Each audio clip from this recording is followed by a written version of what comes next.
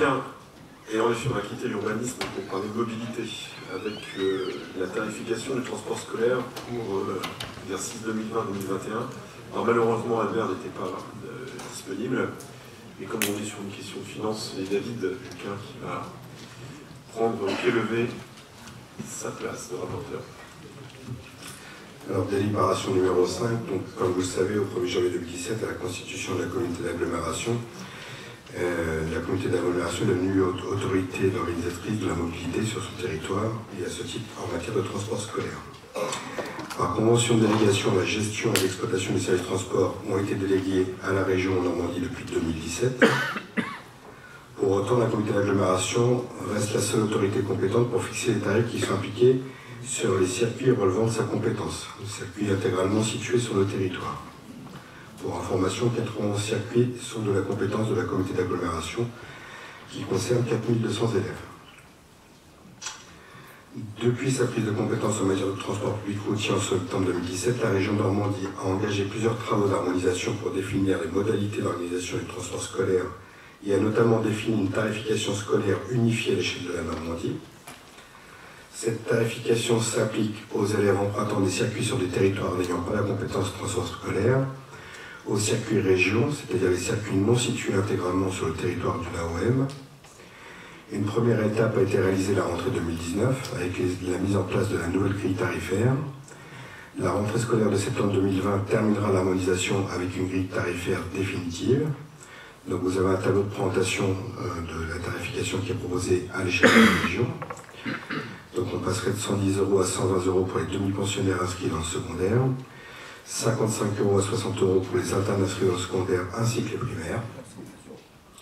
Un demi-tarif est appliqué pour les ménages ayant un quotient familial inférieur à 500 €. La possibilité de paiement quelle fois son frais est toujours appliquée.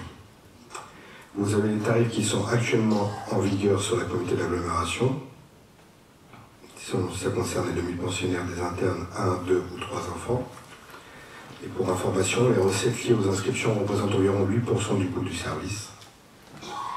Pour les élèves empruntant des circuits région, circuits non situés intégralement sur le territoire de la communauté d'agglomération, la tarification région s'est appliquée à compter de la rentrée de septembre 2019.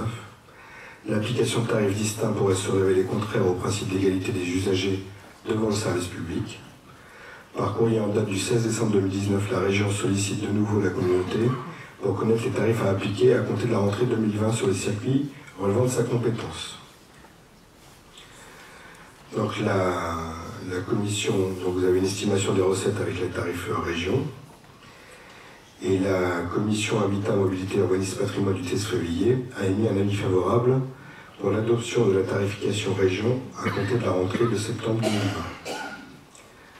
Donc c'est mise en place d'un demi-tarif, une tarification sociale avec la mise en place d'un demi-tarif pour les ménages ayant un quotient familial à 500 €, que le montant des inscriptions ne couvre que 8% du coût du service, et que l'adoption des tarifs région permettrait d'harmoniser les tarifs pour les élèves utilisant le transport scolaire sur le territoire de la communauté d'agglomération.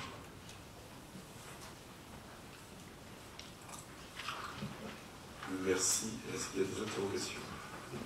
Une question sur ce point. Philippe Lemoine. Et Jessie ensuite.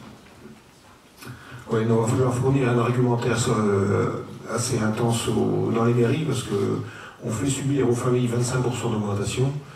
C'est encore dans les mairies qu'auront lieu les doléances des familles. Ça paraît gros à avaler quand même, quoi, pour faire passer 25% d'augmentation sur le transport. De 96, on va passer à 120 €. Jessie. Oui, moi je l'avais dit en comité d'orientation, je n'étais pas favorable à cette augmentation parce qu'on a choisi de niveler par le haut plutôt que de niveler par le bas. Et voilà, après je sais que mon avis n'est qu'un avis, mais je trouve que comme dit Philippe, c'est les élus locaux qui vont être confrontés à expliquer ces augmentations de tarifs.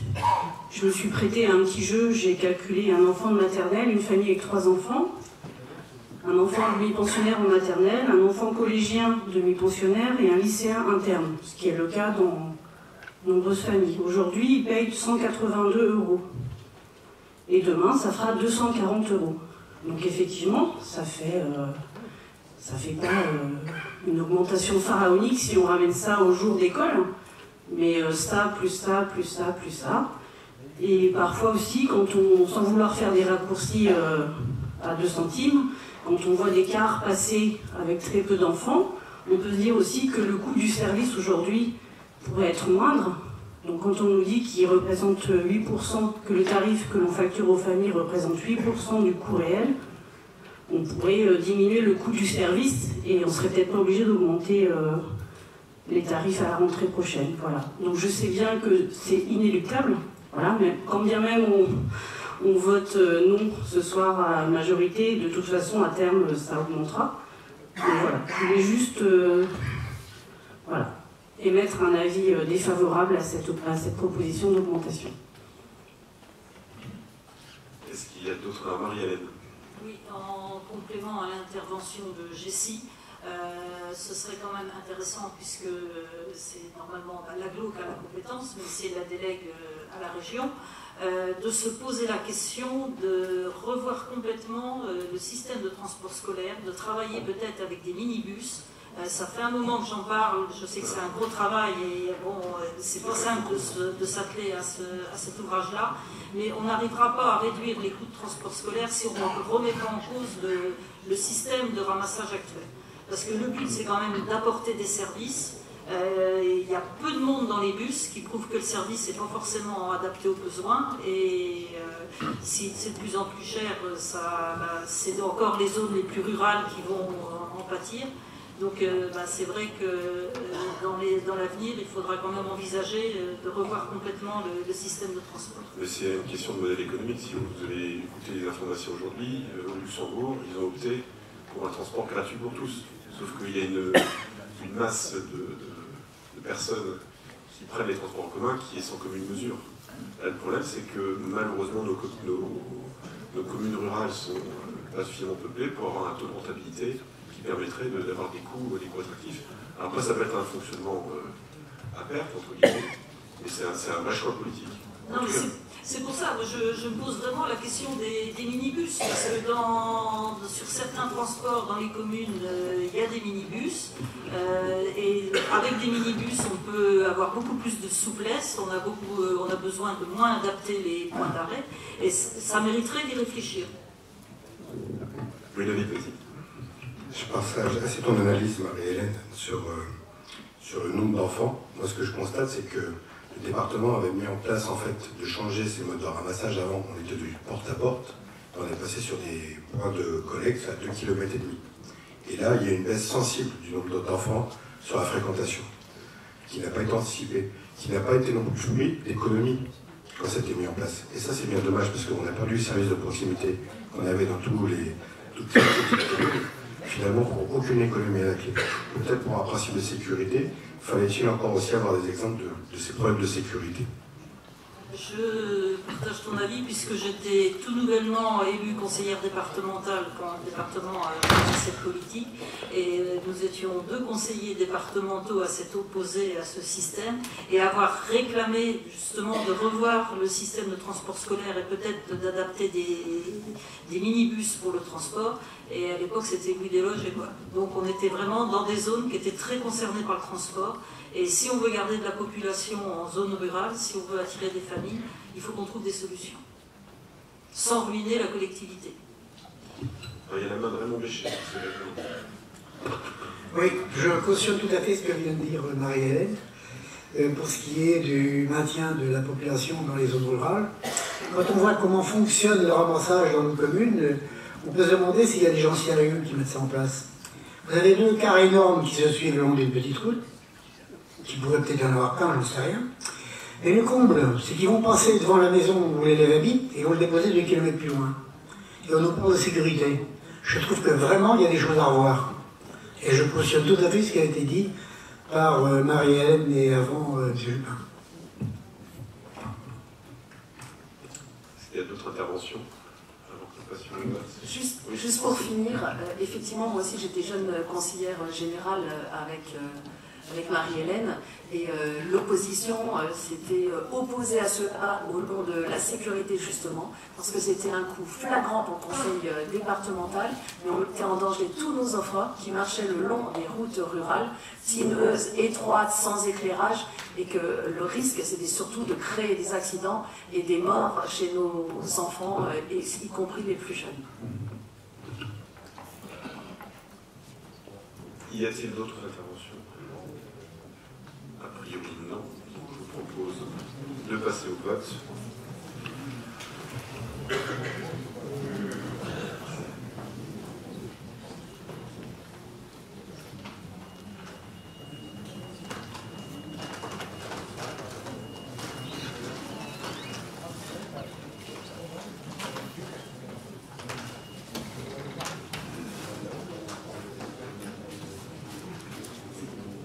Donc nous avons 39 votes favorables, 67 votes défavorables et 27 abstentions. Donc cette modification de tarification transport scolaire pour 2020-2021 n'est pas acceptée.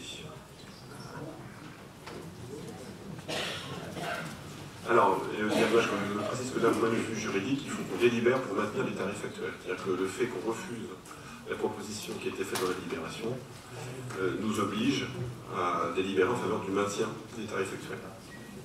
On va le faire maintenant. Voilà. C'est comme ça on est sûr de... Parce qu'il faut qu'on ait des tarifs. C'est ça le problème. C'est mieux. Donc là, on va donc voter pour le maintien des tarifs. Oui, Franck. Oui, et donc, comme beaucoup de mes collègues, effectivement, le tarif région nous surprend, mais bon, il avait été présenté au bureau et effectivement, on avait souhaité passer en plénière, ce qui est tout à fait normal. Où je veux revenir sur ce sujet, c'est qu'on a déjà des communes qui effectivement ont le tarif région. Donc, si on prend une délibération pour maintenir le tarif actuel, quid des communes qui payent déjà sur notre territoire le tarif région? Est-ce qu'on les rembourse? Là, on va rentrer dans un jeu. Ah oui, mais... Tout le débat était là. Non mais là, c'est le maintien des tarifs actuels. C'est le maintien.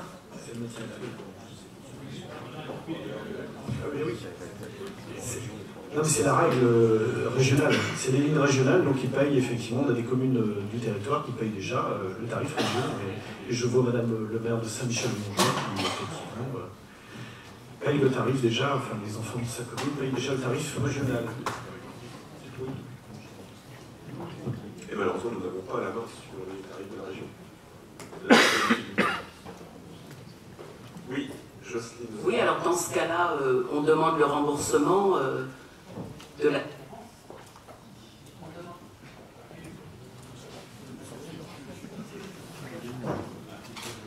On demande le remboursement de la différence dans ce cas-là. Mais à qui tu l'as demandé, le remboursement de la différence?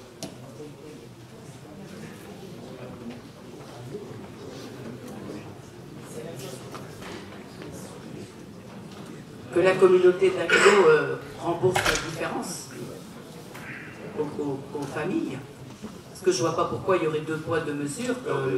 Certaines familles payent... C'est pour ça que la délibération qui a été rejetée avait vocation à uniformiser finalement les tarifs à l'échelle de toute la communauté d'agglomération, se calant sur le tarif région. Bon, c'est-à-dire refusé, ça se comprend, hein, mais... En tout cas, si maintenant il faut en plus, la communauté d'agglomération rembourse le territoire, alors on n'en sort plus. Enfin, Oui, Marie-Hélène. Oui, pour cette année, c'était déjà le cas, et le comité d'orientation avait donc refusé de rembourser la différence. C'est une décision qui a été prise pour cette année. Mais comment se fait-il qu'il y ait des communes qui soient passées déjà à ce tarif-là alors qu'il n'a pas été voté? C'est le tarif qui a été voté par la région qui est en vigueur sur les circuits de compétences régionales. En fait, il y a deux tarifs qui s'appliquent. Il y a les tarifs qui sont exclusivement, qui sont régionaux parce que les lignes dépassent le territoire, les frontières du territoire communautaire, et puis des lignes qui sont uniquement sur le territoire communautaire. Juste pour expliquer, pour effectivement que ce soit bien clair pour tout le monde. En fait, les quarts, et je prends en exemple toujours la commune de Saint-Michel-de-Montjoie, le quart de la région traverse la commune de Saint-Poix, donc elle sort du périmètre de la communauté d'agglomération.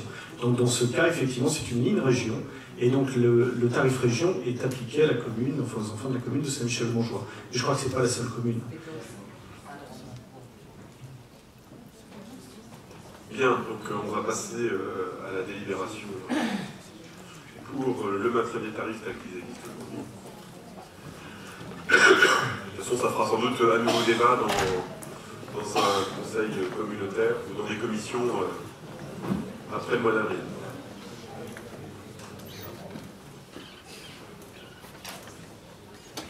C'est parti.